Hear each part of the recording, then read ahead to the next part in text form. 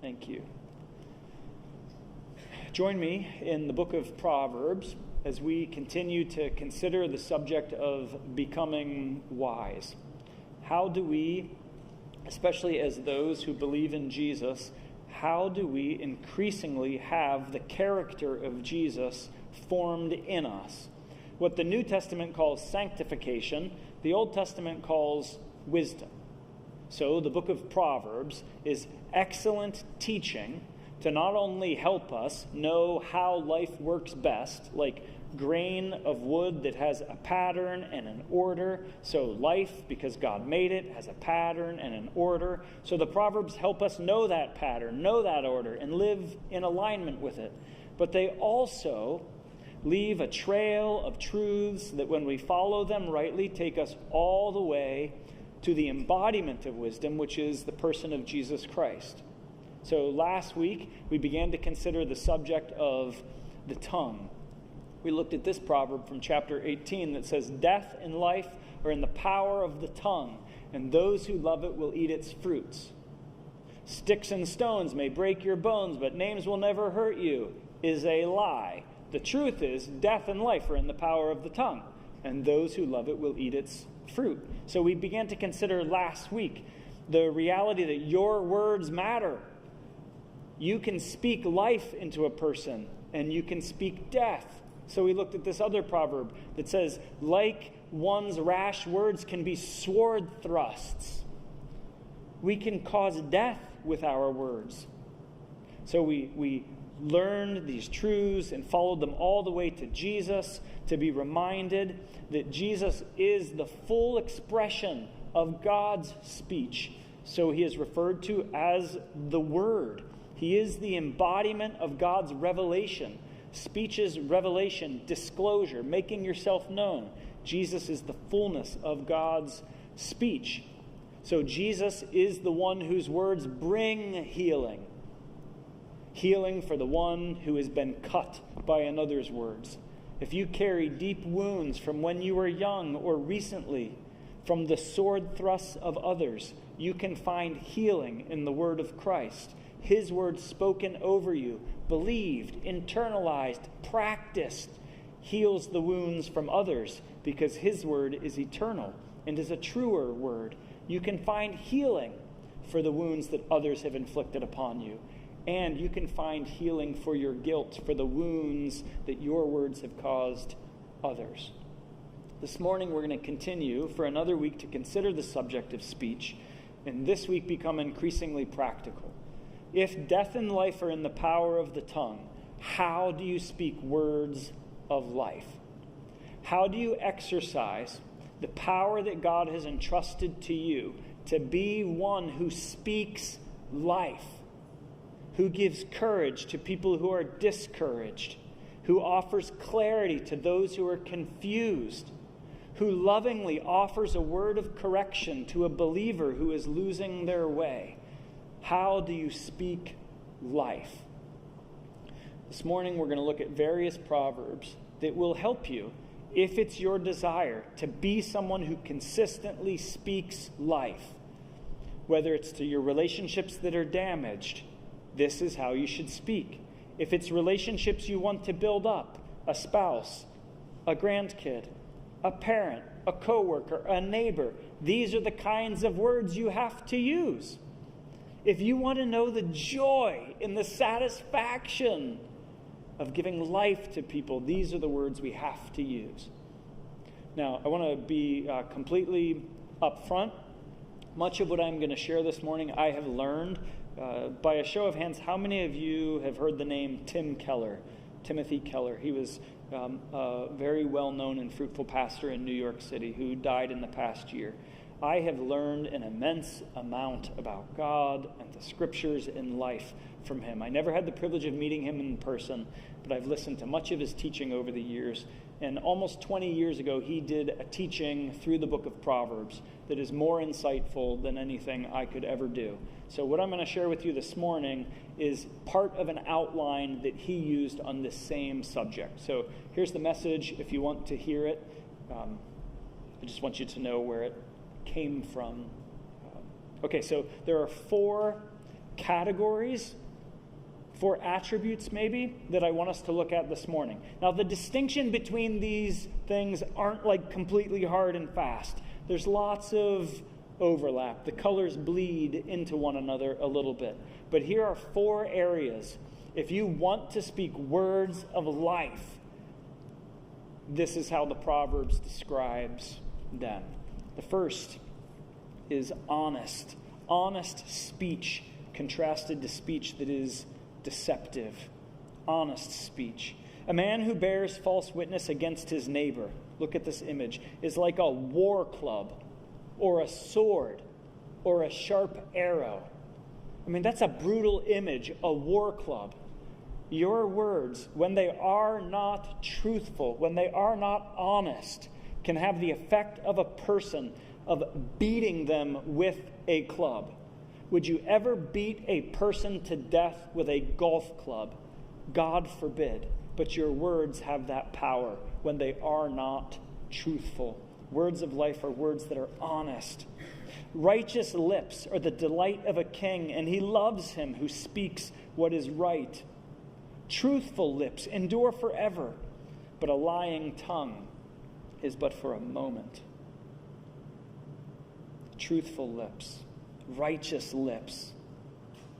This is how we ought to speak. Words that are true. So Paul picks this up in the book of Ephesians, and he says, rather, speaking the truth in love, we are to grow up in every way into him who is the head, into Jesus. So if our words must be truthful, what is truth? What is truth? You need to know how to define truth. Truth is that which corresponds to reality. That's how you know something is true, if it corresponds to reality. Our culture seems to be getting increasingly confused on the point of what truth is. Somehow we have begun to relativize truth or make truth somehow subjective. Truth is that which corresponds to reality. So the color of my shirt is a color. To some of you, it may look like it's black, depending on the light or where you're sitting. Some of you, if the light is a little bit blue, it may look purple. My shirt isn't black. Even if to you it looks black, it's not purple. My shirt is navy blue. My shirt color is not determined and actually doesn't care what you think the color is, what you want the color to be. Doesn't matter what you feel like the color is. It doesn't even matter what color I tell you it is. Truth is that which corresponds to reality. Is your speech consistent with reality? Okay, let's make this practical. We'll start by thinking about how much we all hate when people are deceptive with their speech. Let's think about it in advertising. How consistently are products represented and sold inconsistent with the reality of the actual product? Right? If you're looking for something online and it comes with a lifetime warranty, you're like, what does that even mean? And you read the fine print and it excludes everything. You're like, okay, if the product spontaneously combusts in the first 30 days, the manufacturer will replace it. Otherwise, sorry. We don't like it when products aren't just told us straightforward. Have you tried to buy a vehicle recently and you just want to know how much does the car cost? Good luck getting a price. So we say, like, no, just tell me what's the out-the-door cost. I don't care. Just tell me when I leave here how much you're going to charge my credit card. We don't like when people don't deal with us honestly. We get frustrated with politicians all over the spectrum that twist words, manipulate words, spin words. Don't you hate it when you get the sense somebody is trying to manipulate what you think or feel about a subject instead of them just telling you what it is? We all hate that. When you speak, do you speak words that correspond with reality? Do you tell people the truth? Or are you trying to nuance it, to spin it? to change their perspective, or are you just committed to speaking the truth? In Proverbs, speech that is the opposite of truthful is considered crooked. Metaphorically, it's crooked. When something is straight, it's true. It's consistent with reality. When it's crooked or perverse is another word, it's untruthful. So Proverbs 15:4 says, "A gentle tongue is a tree of life, but perverseness in it breaks the spirit." You have felt what that's like. Many of you have. In trying to love someone or help someone or even listen to someone who does not speak the truth. How frustrating can it be as parents wanting to help kids and you just want to know what actually happened? How frustrating can it be with friends, especially when you try to mediate friendship through online mediums? You just want to know what actually happened. We need to be people. If we want to speak words of life, we have to speak consistent with reality, especially as Christians. We have a word. We have a word of life fully in Christ. If you've developed the habit of being loose with your words, of not being careful to speak the truth on any subject, then why, when it comes to the subject of God, why should a person believe what you're saying? Words of life are words that are honest. The second category, words of life are words that are honest and gentle. Let's stay in Proverbs 15:4. Look at the other part of the saying. A gentle tongue is a tree of life. Part of what I find so captivating about the Proverbs is the richness of the imagery. A tree of life. A tree that gives shade to the ground beneath it. A tree that gives shelter to birds of the air and squirrels. A tree of life that produces fruit. A tree of life that is beautiful to look at. Gentle words are a tree of life. Gracious words are like a honeycomb. Raise your hands if you've ever bitten into a honeycomb, not the cereal, like an actual honeybee honeycomb. Show of hands. What's remarkable about honey? Two things that the Proverbs point out. One, it's sweet, like no kidding. Who didn't know that? Honey is also good for you. A gentle word. Yeah, it's easier to hear. It's also good for you. Words of life are words of truth. They're gentle. Why, when we think of gentle words, why do we think of words that are weak or that lack power? That's not actually true. It certainly doesn't have to be. 25:15, with patience, a ruler may be persuaded, and a soft tongue will break a bone. The commentators suggest that this imagery of breaking a bone is a tearing down or a defeating of an argument. Sometimes we think in order for me to win an argument about something that is important, even about the truth, that somehow I have to match your intensity, speak with more intensity, be louder, be harder. A soft answer breaks a bone. Don't believe the lie that the only way to be persuasive or to get your point across is to be harsh. A soft answer turns away wrath, but a harsh word stirs up anger. Many of you have experienced this. Somebody comes at you with anger. They're hard, they're pointed. When they bring that towards you, what happens if you answer them in kind? Someone's barking at you and they're furious. When you answer back in that same way, what happens? You've experienced this. It just escalates the fight. You see a fire and you just put gas on it. It just came out of you. A gentle answer turns away wrath. I hope you have experienced that. If you haven't, try it. The next time someone comes to you in anger, answer with a gentle word. Most of the time, it turns away wrath. Remember, the Proverbs aren't promises. Normally, now, they're true. Ultimately, they're always true. Normally now, it is true. If a person comes at you in anger and you respond with a gentle word, it dissipates their wrath. So what is a gentle word? Is it just spoken in a gentle tone? Is it spoken softly? What makes a gentle word gentle? I think we can get a glimpse by looking at the opposite. So 15:1, the opposite of the soft answer is a harsh word. Harsh has the connotation of inducing pain or hurting another person. It gets at motive.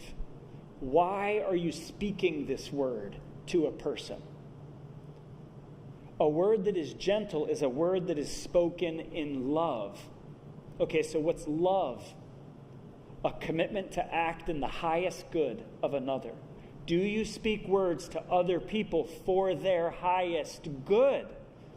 Sometimes that's a word that's negative. A gentle answer isn't something that is flimsy, that may or may not have substance, that you say to only calm a person down. A gentle word is a word that is spoken in love to build somebody up, even if they need to be corrected. Now, how easy is it? How easy is it to say, I'm just speaking the truth.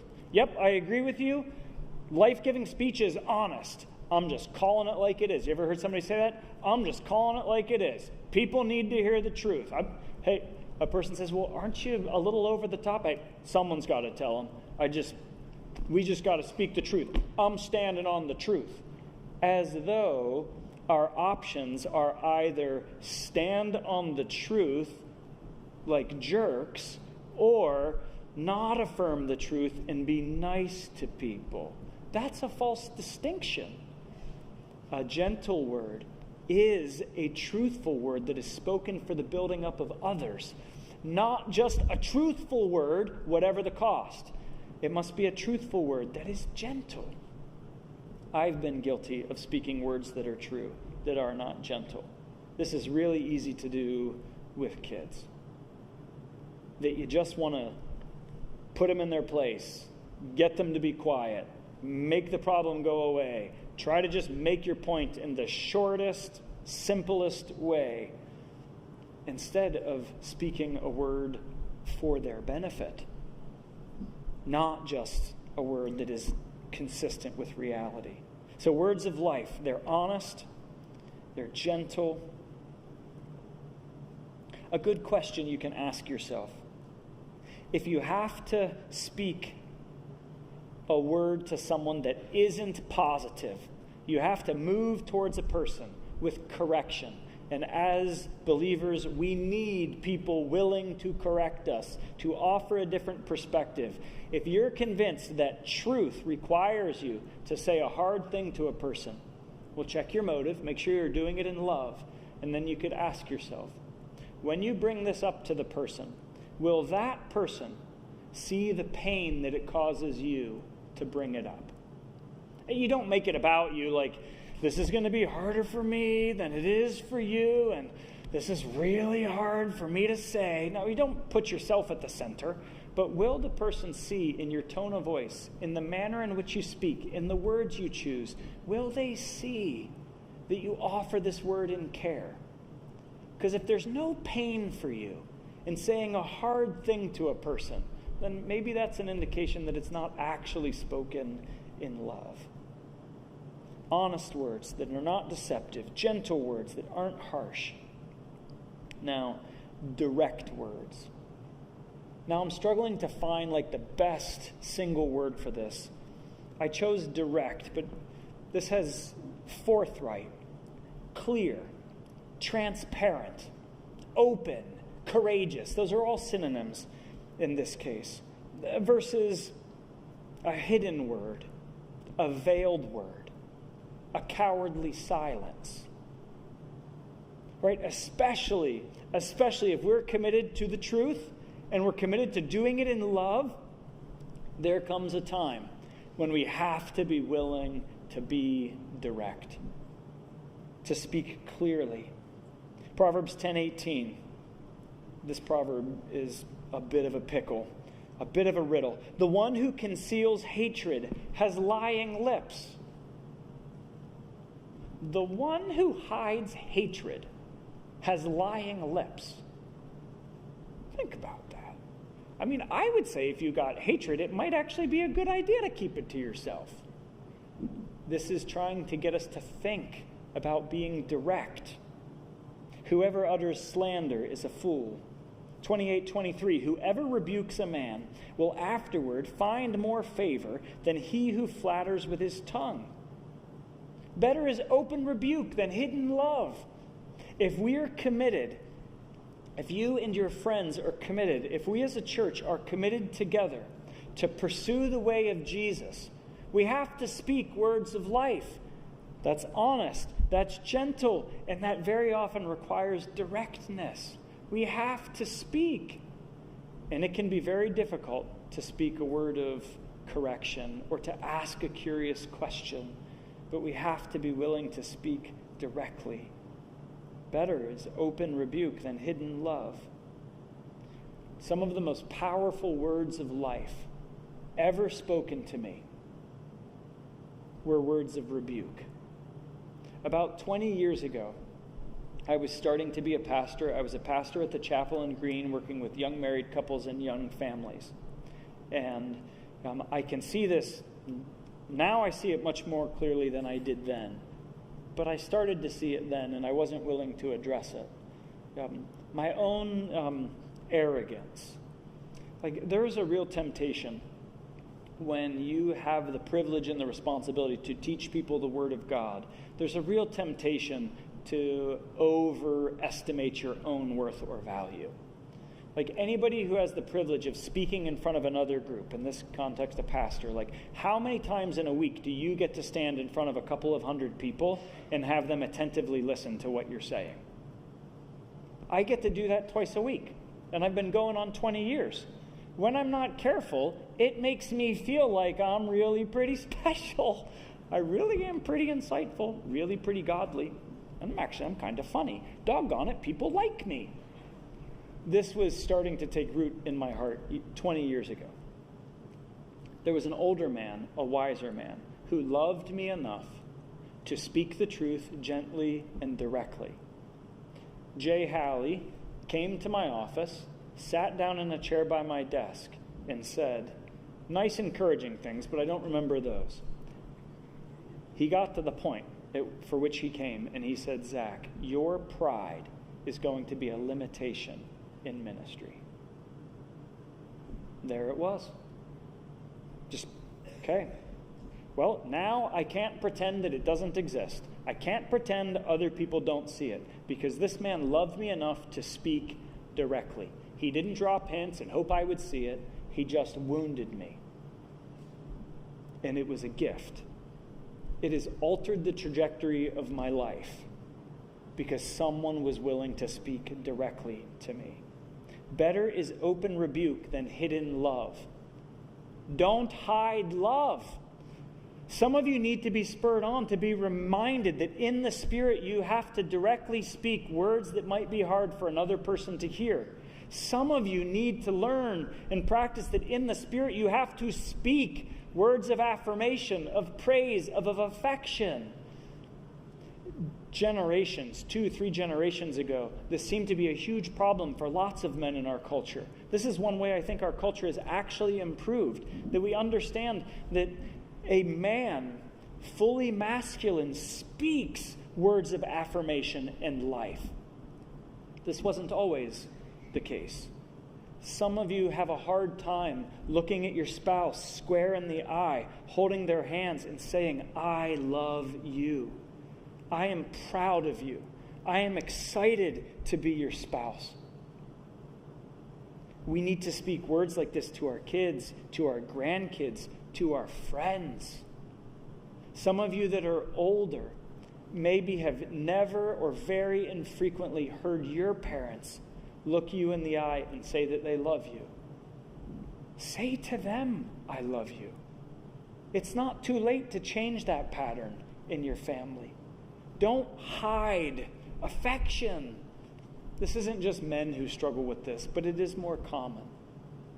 Be direct.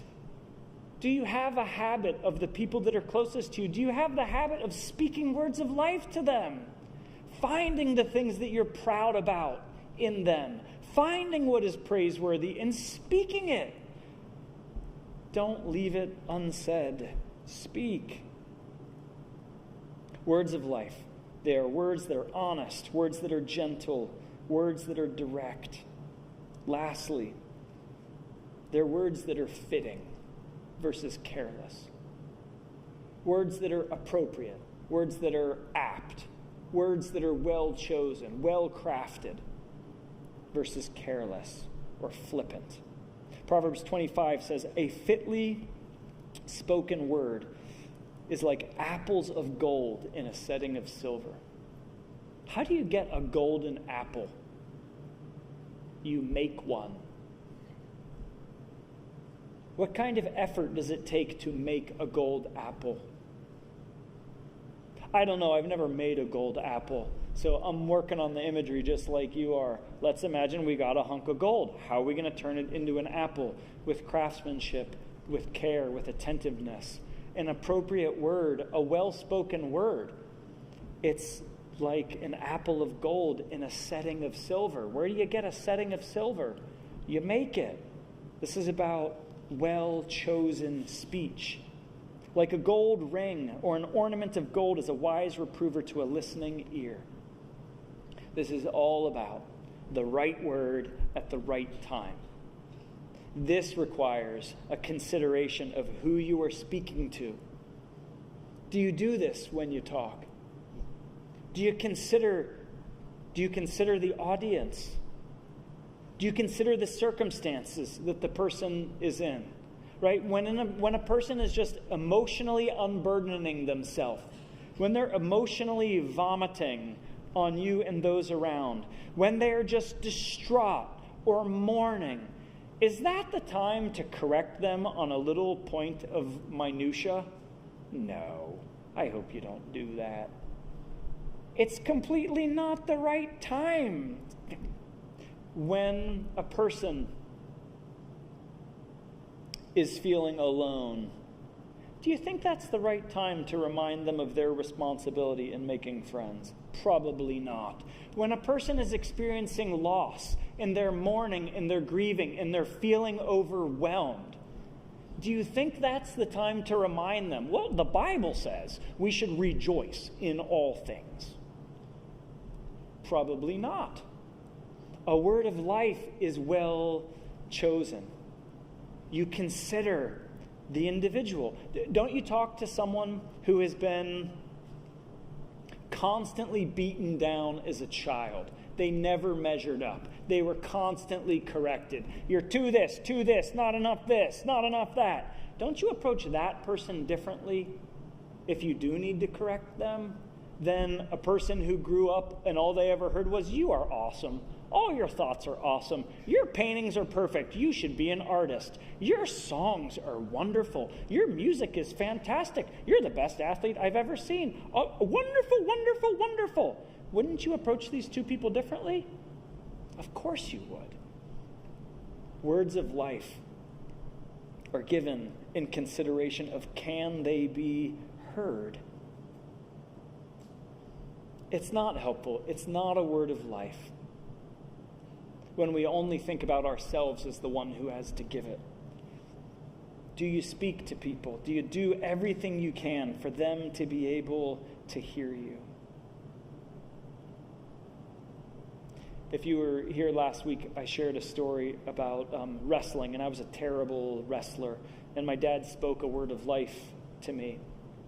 My dad and mom were here last Sunday, so they stuck around for a couple days. It was either Sunday afternoon or Monday afternoon. My dad said, hey, can we talk about the wrestling story? My dad and I had never spoken about it. But it's like, I forgot about that. Until you were telling that story, like, can we talk about that? Because I remember exactly what happened. Like, by all means, I like that story. Tell me. This is an illustration of a very well-spoken word. How do you know how do you know if it's time to speak or be quiet or what to say or how? The Spirit will guide you. If the Spirit lives in you, you can say, God, help me. Speak a word of life. Help me know. And He will. Okay, so this is what happened. The wrestling meet was apparently on a Friday. My dad said the only way he ever could have been there is if it was on a Friday. It was the first wrestling meet my dad had ever been to for me. My dad was a fantastic athlete in everything he ever tried to do. I was a very good athlete in everything I tried to do except wrestling. My dad, like many men of his generation, at this point in his life, my dad was in his, I guess he would have been in his early 40s-ish. He had not yet learned how to speak words of life. His father never did. I knew my dad loved me, but it wasn't because he told me all the time. I mean, he told me sometime, but my dad didn't learn till later in life. You got to speak. Okay, so my dad comes to this wrestling meet expecting me to be a good wrestler. Some of you have experienced this. You go watch your kid in an event or your grandkid in an event, and you're like, oh, might need to get a little bit of coaching there. So my dad has all that going on. I am getting whooped on the mat. My dad is disappointed. My dad is thinking, I wonder if he's feeling pressure, like, because his dad is here and he wants to make his dad proud. I wasn't, but my dad was thinking about that and wondering about that, and I got my butt whooped. So in the car ride home, my dad said, I was more dejected than he had ever seen me before. He said, you were so low. He said, I didn't know what to say to you. But I knew I needed to say something. And I didn't do a very good job telling you boys, I have 2 brothers, how I was proud of you. But I knew I needed to say something. So I just asked God, help me say something. And what came out of my dad's mouth, he is certain, what he said to me was, I love how you compete. Now, like from one manner of perspective, he could have done better. I mean, I love how you compete because you were getting your butt whooped, but you persevered. And I like how hard you practice. And actually, while we're talking about it, you're really good at baseball. Like, you're just a son, and I'm proud of you for all these things. No, we didn't go there. We just got one thing. I love how you compete. And it went to the very core of my soul. That is a well-spoken word. You can speak words of life. You can ask God to help you. You see a person who needs life. You can ask God to help you. Spirit, help me know a word to speak. And the pressure isn't on you by yourself to come up with a poetic masterpiece. You may just have to say to somebody, I love how you compete. And it may be used by God for the rest of their life to give them life. Words of life are words that are true, words that are gentle. They're words that are fitting, especially if they have to be direct.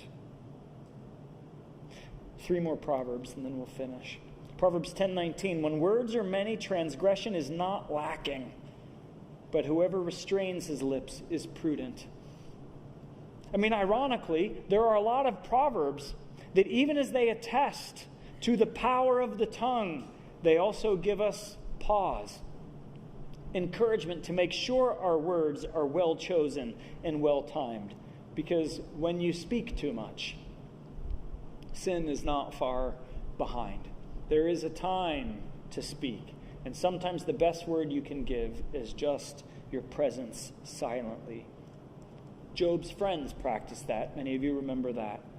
They should have just held on to that longer, but at least they started well. Proverbs 17, Whoever restrains his words has knowledge, and he who has a cool spirit is a man of understanding. Even a fool who keeps silent is considered wise. When he closes his lips, he is deemed intelligent. That's just kind of funny.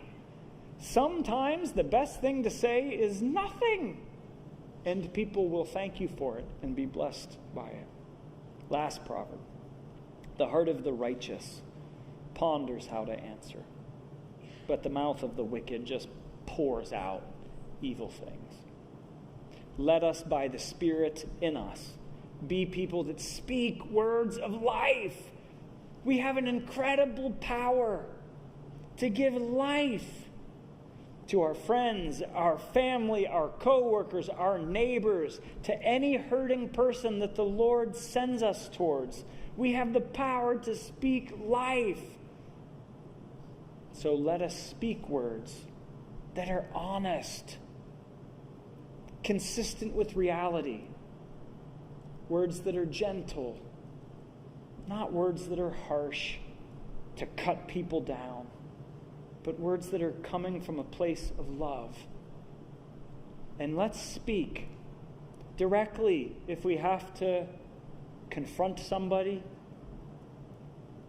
If we have words of affirmation, let's speak them. And in all of these things, let's speak words that are fitting. Let me pray for us.